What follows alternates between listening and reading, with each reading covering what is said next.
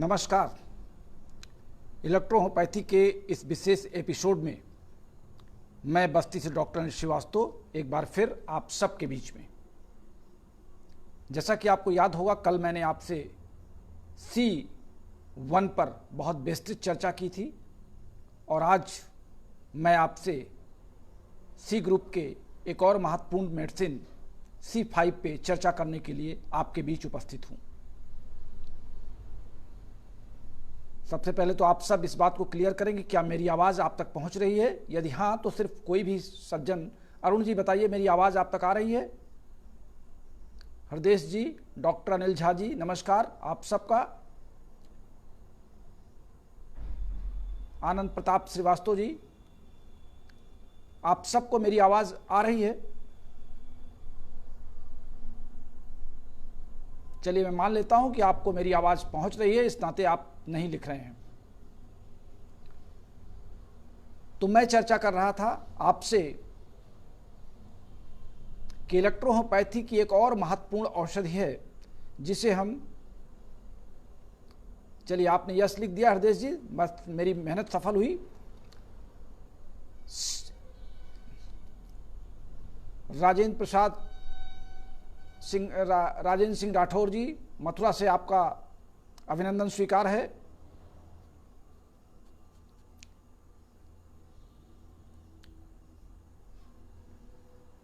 चलिए अब हम चर्चा शुरू करते हैं। चूंकि बहुत शॉर्ट टाइम में मैं आपके बीच आया हूं, डॉक्टर धर्मवीर जी भी हैं, अरुण कुमार जी भी लाइन पर हैं। आज मैं अपने पहले टूर में, इस लॉकडाउन के बाद पहली बार मैं बाहर निकला और बाहर निकल के मैंने अपने दो साथियों के आमंत्रण को स्वीकार किया। जैसा कि आज आपने फेसबुक और व्हाट्सएप पर उस फोटो को भी देखा होगा, मैं अयोध्या से लगभग 10 किलोमीटर दूर दर्शन नगर, जो अयोध्या में ही स्थित है, जहां पर दर्शन सिंह, जो राम के अंतिम वंशज राजा थे अयोध्या के, उनका बसाया गया नगर दर्शन नगर, जहां पर एक सूर्य कुंड है और उस कुंड में ये प्राचीन मानता है कि वहां पर स्नान करने वालों को ल्यूकोडर्मा से राहत मिलती है। तो मैंने आज उस कुंड का भी दर्शन किया और वहां पर बने सूर्य मंदिर का भी दर्शन किया।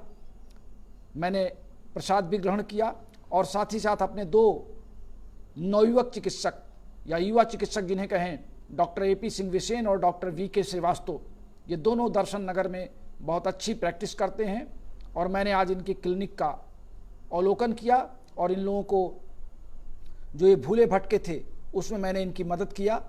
इनके कुछ रोगियों से भी मैंने रोगियों को भी कुछ परामर्श दिया और कुछ इनको दवा बनाने के तरीके में, जहाँ पे ये थोड़ा सा भटक रहे थे, मैंने वहाँ पे इनकी मदद की।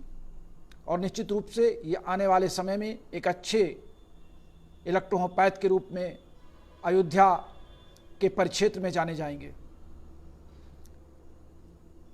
हेरी सिंह जी नमस्कार है। डॉक्टर देवतोष भट्टाचार्य जी नमस्कार है। आप सब लाइन पर हैं।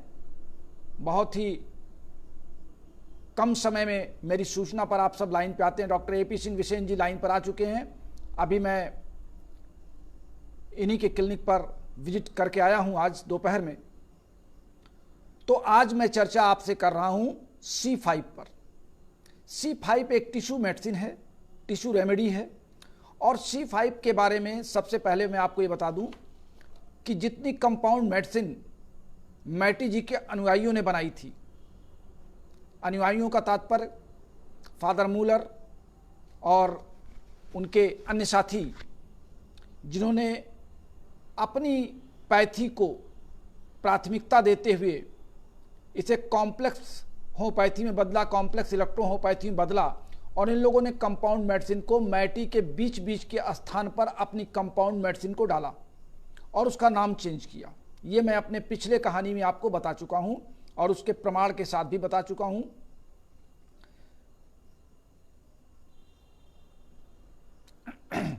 राजेंद्र सिंह राठौर जी लिख रहे हैं कि आप जैसी विलक्षण प्रतिभा की उपस्थिति भारतवर्ष के इलेक्ट्रोहोम्योपैथी जगत को 4 चांद लगा रही है, हम सभी को गौरवान्वित कर रही है। बहुत बहुत धन्यवाद आपका राठौर साहब। मुझे आप जैसे युवा चिकित्सकों की आवश्यकता है जो आगे आने वाली इलेक्ट्रोहोम्योपैथी की विरासत को संभालें, क्योंकि हम लोगों का समय समाप्त हो चुका है। Doctor V Kumar ji, doctor Idrisi जी, doctor UP Singh ji, doctor Pathak ji, doctor H.N.. Lal ji, doctor KP. Singh Chauhan जी, या मैं ये कहूँ कि आपके नरेंद्र अवस्थी जी, इन सब का समय, और उसी में आप जोड़ लें डॉक्टर अनिल श्रीवास्तव को भी। हम लोग जब 55 की उम्र पार कर गए तो 55 के बाद जो मेडिकल साइंस कहती है कि आजकल के व्यक्ति की औसत आयु 51 वर्ष है पूरे भारत की, तो 51 वर्ष के बाद तो आदमी की आयु विज्ञान के दृष्टिकोण से या मेडिकल साइंस के दृष्टिकोण से कभी भी समाप्त हो सकती है। लिहाजा इस बात का पूरा ध्यान रखा गया है कि मैं बार बार अपने नवयुवकों को प्रेरित कर रहा हूं इस बात के लिए कि आप प्रैक्टिस के लिए आप आगे आएं, क्योंकि आपकी प्रैक्टिस आने वाले कल के इलेक्ट्रोहोम्योपैथी के इतिहास में दर्ज होगी। हम लोगों को जो करना था वो कर चुके। जिन लोगों को संस्थाएं चलानी थी उन्होंने संस्थाएं चला दी, जिनको मेडिसिन बनाना था वो मेडिसिन बना चुके या जो बना रहे हैं। लेकिन प्रैक्टिशनर्स शुरू से बनते आ रहे हैं, आज भी बन रहे हैं और आगे भी बनेंगे। इस कारण से मैं आपको इलेक्ट्रोहोम्योपैथी में जो हमारे भटके हुए साथी हैं, मैं उनमें एक पुनर्जोश लाने का एक संकल्प ले चुका हूं, और ये संकल्प मेरा एक व्रत के रूप में हो चुका है, और ये व्रत हमारा अनवरत जारी है। और आज मैं आपसे क्लास नंबर 106 में वार्ता कर रहा हूं, क्लास नंबर 106। तो मैं आपसे कह रहा था कि जो मैटी के अनुयायी थे उन्होंने जब कंपाउंड मेडिसिन का सिलेक्शन किया, कंपाउंड मेडिसिन बनाया, तो compound medicine is nothing, only experience medicine. हमारा जो अनुभव कहता है, मैंने किसी रोगी को जो दवा दी, उस दवा में हमने जिन जिन औषधियों का मिक्सचर मिलाया, अगर रोगी को वो लाभ हो गया तो हमने उसको एक कंपाउंड मेडिसिन का नाम दे दिया। जैसे मैंने आपको उदाहरण के तौर पर बताया कि CNS या L3, ये दो मेडिसिन कंपाउंड मेडिसिन के रूप में हमारे 36 वर्षों के निजी जीवन के अनुभव में ये आगे आई। तो मैटी जी के अनुयायियों ने एक मेडिसिन बनाया C7, और C7 में उन्होंने रखा C5A2, C9 बनाया जिसमें उन्होंने रखा C5A2 और L1, C11 बनाया, C11 में उन्होंने रखा C5A2 S5L1। फिर वो P ग्रुप की मेडिसिन जब उन्होंने कंपाउंड मेडिसिन का प्रयोग किया या अनुभव किया P ग्रुप के मेडिसिन का, तो P4 के बाद उन्होंने P5 बनाया, और P5 में उन्होंने रखा C5P2 और N1, P6 में रखा C5P1, P7 में उन्होंने रखा C5P1 और A1, P8 में रखा C5P2 F1, P6 में P9 में उन्होंने रखा C5P1 और F1, और फिर वेन ग्रुप के वेन3 में A2 C5 वेन1। तो कुल मिलाकर के C7 C9 C11 P5 P6 P7 P8 P9 और वेन3, ये 9 मेडिसिन जो बनी कंपाउंड में, इन 9 मेडिसिन में C5 के महत्व को बहुत दर्शाया गया, और C5 को एक अनिवार्य मेडिसिन के रूप में सभी कंपाउंड मेडिसिन में डाल दिया गया। अब C5 की महिमा क्या है जो मैटी के अनुयायियों ने अपने अनुभव के दौरान इसमें डाला? चर्चा इस पर होनी चाहिए, चर्चा इस पर नहीं होनी चाहिए। आज मैं दिन में नाम नहीं लूँगा, एक राइटर की बुक मेरे सामने, मैं अपने 2 साथियों के डिस्पेंसरी पर गया, और दोनों साथियों के डिस्पेंसरी पर मुझे वहाँ एक बुक मिली। मैं उस बुक के पन्ने पलट रहा था, तो उस बुक के पन्ने पलटने में कई जगहों पर मुझे जो कंपाउंड मेडिसिन के या पेटेंट मेडिसिन के जो उनके फार्मूले दिखे, उन फार्मूलों में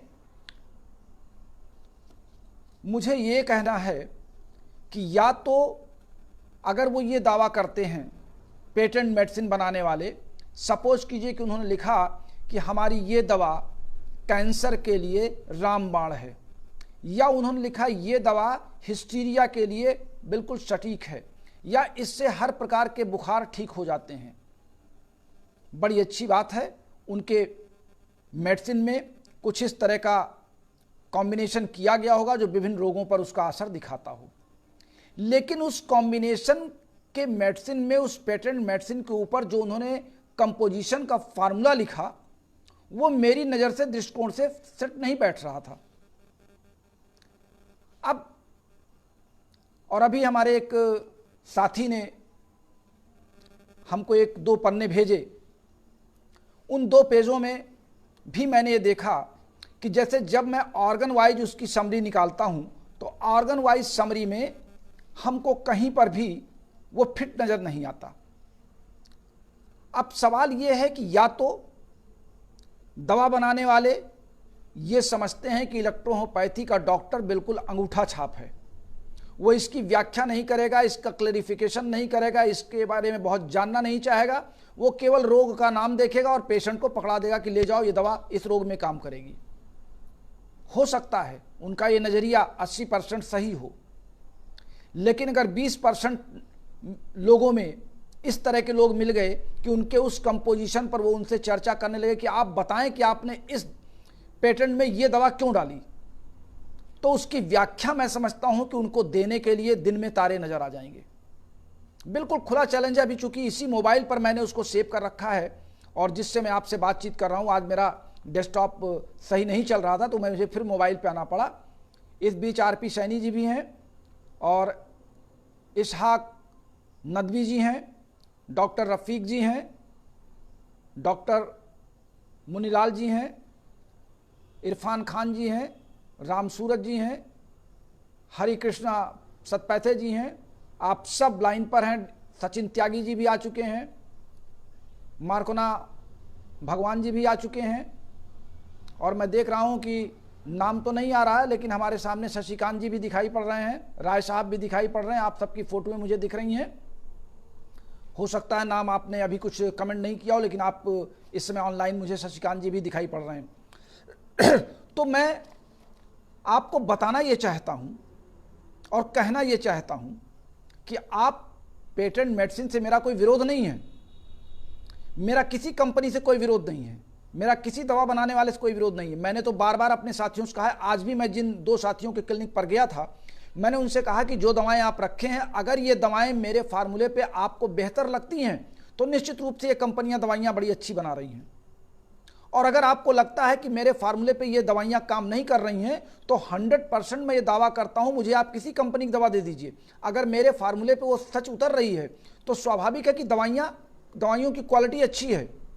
हम किसी कंपनी का लेवल यहाँ प्रमोट नहीं करते, हम किसी कंपनी का नाम प्रमोट नहीं करते, हम बार बार ये कहते हैं कि आप उस कंपनी की दवा को यूज करें जिसकी क्वालिटी आपके फार्मूले पे फिट बैठ जाए, जो आप रोगी को देते हैं।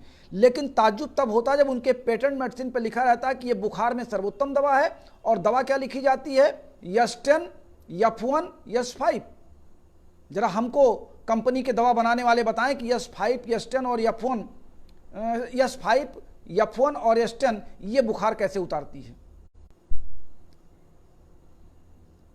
इसी तरीके के बहुत से फार्मूले मुझे उसमें दिखे जो हमारे ऑर्गन वाइज या हमारे सिस्टम में, ऐसा नहीं कि वो मेरे सिस्टम में फिट नहीं हो रहे हैं, वो इलेक्ट्रोहोम्योपैथी के दृष्टिकोण से ना ऑर्गन वाइज फिट हो रहे हैं ना सिस्टम वाइज फिट हो रहे हैं। हमको सिर्फ इतना लगता है कि उन्होंने कंपोजिशन ऊट पटांग लिखा है, अपने मन से कुछ भी लिख दीजिए। अंदर उनके पेटेंट मेडिसिन हो सकता है उस रोग पर वो काम करता हो, 100% काम करता हो सकता है कि नहीं अन्य चिकित्सा पद्धतियों का सहारा लिया गया हो और ऊपर केवल कंपोजिशन इलेक्ट्रोहोम्योपैथी का जो भी मनाया वो लिख दिया। तो मेरा उन कंपनी निर्माताओं से एक बार पुनः अनुरोध है कि आप अपनी दवाओं के ऊपर कंपोजिशन, दवा का सही मूल्य और उसकी एक्सपायरी डेट अगर है तो ज़रा वो भी उस पर लिख दीजिए। दिक्कत क्या है आपको कंपोजिशन बताने में? यानी आप दवा देंगे बुखार की और कंपोजिशन आप लिखेंगे कैंसर ठीक करने का, या दवा आप देंगे हिस्टीरिया का और दवा आप हिस्टीरिया की रखेंगे और ऊपर कंपोजिशन आप बुखार ठीक करने वाला लिखेंगे। ये 2 तरह की बातें कैसे होंगी? अगर आप ये कहें कि मैं इसको साबित करूं तो मैं कल इस पर प्रिपेयर करके आऊँगा, मैं पढ़ करके आपको फार्मूले बताऊँगा और पेज नंबर बता दूंगा कि आपके किस पेज नंबर पे आपने क्या लिखा है, और आप जो दवा बना रहे हैं वो इसको चैलेंज करें कि हाँ उनकी दवाइयाँ सही हैं। जैसे अगर आज हम मैटी के अनुयायियों के इन कंपाउंड मेडिसिन को C7, C9, C8, C11, P5, 6, 7, 8 या वेन3 की चर्चा आज यहाँ पर कर रहे हैं, तो इनकी चर्चा इसलिए कर रहे हैं कि ये उनके अनुभव के बाद हम लोगों ने इसको अपने अनुभव में उतारा और देखा कि हाँ, ये मेडिसिन इनमें मिलाने के बाद इसका ये रिजल्ट आता है। लेकिन जैसे, और इनको हम पेटेंट मान सकते हैं। पेटेंट का मतलब ये, पेटेंट का जो असली मतलब है वो ये है कि किसी एक दवा पर सरकार की मोहर या ठप्पा लग जाए। वो पेटेंट तो आप जानते ही नहीं कि पेटेंट का सही अर्थ क्या होता है, लेकिन आप पेटेंट मेडिसिन के नाम से पेटेंट को मार्केट में उतारना चाहते हैं। हम ये पेट फार्मूले मान सकते हैं लेकिन पेटेंट नहीं मान सकते। तो जब इन पेट फार्मूलों को हमने एक कंपाउंड मेडिसिन के रूप में इनको स्वीकार कर लिया, तो आप अपनी कंपाउंड मेडिसिन के फार्मूलों को स्वीकार करने के लिए आप उसका यथार्थ तो बताएं। आप इस बात को क्लियर तो करें कि आपने इस रोग में ये दवा कंपोजिशन में क्यों दिया है। आप किसी भी एलोपैथी की स्ट्रिप को उठा लीजिए, उसमें जितने कंपोजिशन लिखे हुए हैं वो उन दवाओं के मिक्सचर होते हैं। उनमें फार्माकोपिया लिखा होता है, BP mean British pharmacopoeia, IP mean Indian pharmacopoeia. ऐसे आपके होम्योपैथी में, आयुर्वेद में, सभी में कंपोजिशन दिखाई पड़ते हैं। तो हमारे इलेक्ट्रोहोम्योपैथी के जो दवा के निर्माता हैं वो अपने कंपोजिशन में ऊट पटांग बातें क्यों लिखते हैं? मैं ये जानना चाहता हूँ, हमारे नवयुवक इलेक्ट्रोहोम्योपैथिक चिकित्सकों को भटकाना क्यों चाहते हैं?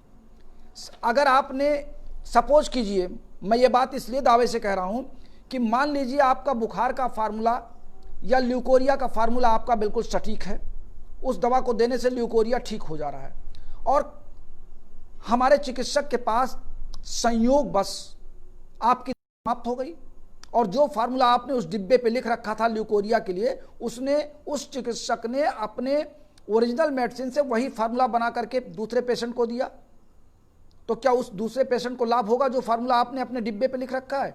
कतई नहीं लाभ होगा, क्योंकि आपने फार्मूले के साथ चोरी की है। आपने फार्मूला कुछ लिखा है और अंदर दवा कुछ रखी है। ये मैं अपने नवयुवक साथियों को बताना चाहता हूं।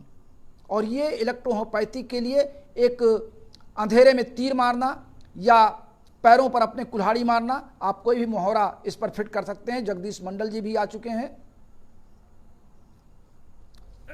हमारे आरपी सैनी जी लिख रहे हैं कि लगभग सभी कंपनियां अपने पेटेंट पर सही कंपोजिशन जानबूझकर नहीं लिखती। बिल्कुल सही आपने कहा। वो इलेक्ट्रोहोम्योपैथी के चिकित्सकों को भटकाना चाहते हैं। वो इलेक्ट्रोहोम्योपैथी के चिकित्सकों का ध्यान उस तौर से मोड़ना चाहते हैं। वो उनको सिर्फ लेवल के नाम पे प्रैक्टिस करने का आदी बनाना चाहते हैं ताकि उनके कंपनियों की दवाइयां बिकती रहें। आज मैंने एक डॉक्टर की क्लिनिक पर बैठ करके जो 108 रुपये या 180 रुपये या 125 रुपये की 30 ml की शीशी लोग देते हैं D3 के नाम पर, जब मैंने उसका कैलकुलेशन किया तो मैंने कैलकुलेट करके उन्हीं के टेबल पर रख दिया कि लगभग अगर एक साल में आप इतनी दवा खरीदेंगे तो 90,000 रुपये आप उस कंपनी को दे रहे हैं। अगर महीने में 2 बार मेडिसिन मंगाई गई या 3 बार मेडिसिन मंगाई गई 30 ml की, तो संबंधित दवा की कंपनी एक वर्ष में 90,000 रुपये एक चिकित्सक से पा जा रही है। तो कंपनी तो करोड़पति बनी जा रही है, और हमारा डॉक्टर जो दवाइयां उसको 20,000 में खर्च करनी चाहिए थी वो दवाइयां उसने 90,000 खर्च करके मंगाया है। और सिर्फ इसलिए कि इलेक्ट्रोहोम्योपैथी के डॉक्टर को अभी भी कंपनी के दवा बनाने वाले अंगूठा छाप ही समझ रहे हैं। और ये भ्रम दवा बनाने वाली कंपनी के लोग तोड़ दें। उनको इस बात की जानकारी होनी चाहिए कि आप पढ़े लिखे लोग इलेक्ट्रोहोम्योपैथी के क्षेत्र में आ चुके हैं और आपका ये गोरख धंधा बहुत अधिक दिनों तक चलने वाला नहीं है। मेरे पास सबकी लिस्ट रखी है, बाय नेम मैं लिस्ट बनाता हूं कि किसने किस दवा में कौन सा फार्मूला लिखा है और उस फार्मूले का वास्तव में असर क्या होना चाहिए। और अगर वही ओरिजिनल मेडिसिन से मिला करके दिया जाए तो अगर आपके कंपाउंड मेडिसिन का या पेट फार्मूले से अगर आप वो रोग ठीक कर रहे हैं तो फिर ओरिजिनल मेडिसिन से मैं वही कंपोजिशन मिला रहा हूं तो रोगी ठीक होना चाहिए। मेरे कहने का तात्पर्य है, आज हमारे बहुत से साथी और बहुत से कंपनी के निर्माता इस बात को कहते हैं कि A1 बड़ी खतरनाक दवा है। A1 1 बूंद से 2 बूंद 10 बूंद अधिकतम 10 बूंद तक लोग लिखते हैं देने के लिए। आज मैंने अपने दोनों चिकित्सक साथियों की क्लिनिक पर, वो गवाह हैं इस बात के, मैंने उनकी शीशी उठाई A1 की और A1 पर चर्चा वहां पर हो रही थी और मैंने आधी शीशी A1 की उठा करके पी लिया और मैंने कहा कि अगर इन लोगों की बात A1 सिर्फ 5 बूथ से अधिक नहीं देना चाहिए, तो मैं आधी सीसी ये A1 पी रहा हूं और देखता हूं आज मेरे ऊपर क्या असर होता है। और लगभग मैं दोनों चिकित्सकों के क्लिनिक पर 2 से ढाई घंटे तक रहा अलग अलग समय में, लेकिन मैं उन लोगों को भी आश्चर्य हुआ कि सर नुकसान कर जाएगी। मैंने कहा कुछ नुकसान नहीं करेगी। अगर ये इलेक्ट्रोहोम्योपैथी दवा है और मुझको A1 की आवश्यकता नहीं है तो ये मेरे शरीर पर कोई भी असर नहीं डालेगी, आप बेफिक्र होकर बैठे रहिए। और लगभग मैं 2.5 घंटे वहां बैठा रहा। तो फिर यह भी भ्रम तोड़ दीजिए कि कोई इलेक्ट्रोहोम्योपैथी की किसी दवा का एक निश्चित अनुपात से अधिक देने पे वो एग्रावेशन करेगी या वो आपको नुकसान पहुंचाएगी। मैंने बार बार आपको बताया है कि इलेक्ट्रोहोम्योपैथी की औषधियां एंजाइम्स के रूप में हैं। हमारे शरीर में जिस कोशिका को जितने एंजाइम्स की आवश्यकता होगी वो हमारे द्वारा ग्रहण की गई औषधियों में से उतनी ही मात्रा में एंजाइम्स कलेक्ट करेगा। शेष एंजाइम्स हमारे बॉडी में एब्जॉर्ब हो जाएंगे, फीडबैक मैकेनिज्म से वो बाहर चले जाएंगे, उनकी कोई एग्रावेशन, कोई हानि हमारे शरीर पर नहीं पहुंचेगा। इसीलिए इलेक्ट्रोहोम्योपैथी की औषधियां हार्मलेस कही जाती हैं। और उसका जीता जागता उदाहरण मैंने आज आपको A1 पी करके आपकी ही क्लिनिक पर। अब ये भ्रम तोड़ दें जो किताबें लिखने वाले बैठे हुए हैं कि A1 की मात्रा 5 बूंद से अधिक या 10 बूंद अधिकतम से ज्यादा देना खतरनाक होता है या A1 आपको नुकसान पहुंचाती है। मुझे दर्शन नगर से आए लगभग अब 8 घंटे हो चुके हैं। मैं 1 बजे गया, लगभग 2 बजे गया था और रात में इस समय 10 बजने वाले हैं और मुझे उस A1 का कोई असर अभी तक दिखाई नहीं पड़ा शरीर पर। तो मैं आपसे चर्चा ये कर रहा था कि जो कंपाउंड मेडिसिन में C5 रखा गया, C5 वास्तव में एक टिश्यू रेमेडी है। यह स्पाइनल नर्व पर, सिंपैथिक नर्व पर, मसल्स नर्व पर, पल्मोनरी सेल्स पर, लार्ज ब्रोंकियल पर, इन अंगों पर C5 का बहुत विशेष प्रभाव है। और C5 को अगर हम A2 और GE के साथ मिला करके देते हैं तो मैंने जितने सिस्टम आपको अभी तक बताए, spinal nerve, sympathetic nerve, large bronchial, pulmonary cells, liver पर और स्टमक पर, इन सारे अंगों पर C5 का सीधा प्रभाव है। इन अंगों की कोशिकाओं के जो डैमेज सेल हैं उन डैमेज सेल को फिर से रिपेयर करने का काम C5 करती है। C5 आमतौर से C5 को हम एंटीसेप्टिक मानते हैं, एंटी फाइलोगेस्टिक मानते हैं, एंटी ट्यूबरक्लोसिस मानते हैं, एंटी कैंसरेशो मानते हैं और एंटी रूमेटिज्म मानते हैं। ये हमारे इन रोगों में एंटी का कार्य करती है, यानी प्रतिरोधक का कार्य करती है, इनसे बचाने का कार्य करती है। गैस्ट्रलाइजिया पर, हेपेटाइटिस पर, लीवर एब्सेस पर, एलिफेंटाइटिस पर, जो फील पाँव होता है। अभी हमारे एक साथी अभी शाम को मुझसे कह रहे थे कि आपने फील पाँव पर मुझे नहीं बताया। फील पाँव की एक दवा आपकी C5 बहुत ही प्रभावशाली दवा है। पैरालिसिस पर, पैरालिसिस के कंडीशन में भी आपको C5 याद करना चाहिए। क्लोरोसिस पर, जब शरीर में रक्त नहीं बन रहा हो, शरीर का चेहरा पीला पड़ रहा हो, लीवर और बोन मैरो में फंक्शन कम हो गया हो, तो उस समय आपको क्लोरोसिस रोग में C5 याद करना चाहिए। रिंगवार्म पर, इरप्शन पर, दाद में, खाज में, खुजली में, छोटे छोटे दानों में, फुंसी में, आमतौर से छोटे बच्चों के जब बाल बड़े हो जाते हैं, उलझ जाते हैं, छोटे उसमें शरीर में खुजलाहट होती है सिर में, तो बच्चे नाखून से खुजला देते हैं और इरप्शन, छोटे छोटे दाने इधर उधर निकल करके फैलते चले जाते हैं। ये कंडीशन बड़ों में के भी बाद में सर में आती है।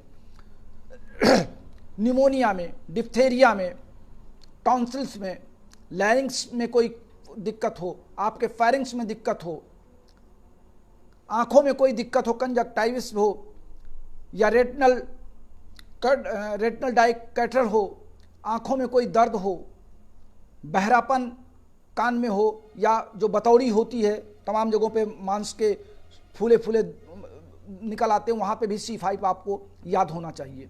हम ये कह सकते हैं कि C5 एक वास्तव में हमारे बॉडी की C1 और वेन1 की तरह एक सहायक मेडिसिन है। ये विशेष रूप से जिद्दी घावों को ठीक करती है, उनमें पस नहीं बनने देती, टिश्यू डैमेज को रिपेयर करती है और B और G के साथ घाव को जल्दी भरने का काम करती है। इसलिए इसको एंटीसेप्टिक का नाम दिया गया है। हमारे C5 में जो 5 पौधों का मिश्रण किया गया है, वो 5 पौधे हमने आपको बताए थे, कोनियम मैकुलेटम, फाइटोलैक्का डेकेंड्रा, पिम्पिलिनेला सैक्सीफेरगा, रस्टॉक्सीडेंड्रान और वेंटॉक्सिकम ऑफिसियलिस। ये 5 पौधों का मिश्रण C5 में किया गया है। तो C5 भी शरीर के, चूंकि ये सिंपैथिक नर्व और क्रेनियल नर्व्स को ये कवर कर रही हैं, तो ऐसी दशा में हम ये मान सकते हैं कि C5 का रोल इन तमाम अंगों में डैमेज होने वाले टिश्यू पर अपना प्रभाव दर्शाती हैं और उन डैमेज टिश्यू को रिपेयर करते हैं। सड़े गले घाव को ये ठीक करती हैं। पुराने से पुराने घाव, जो जिद्दी घाव होते हैं, वो ठीक करते हैं।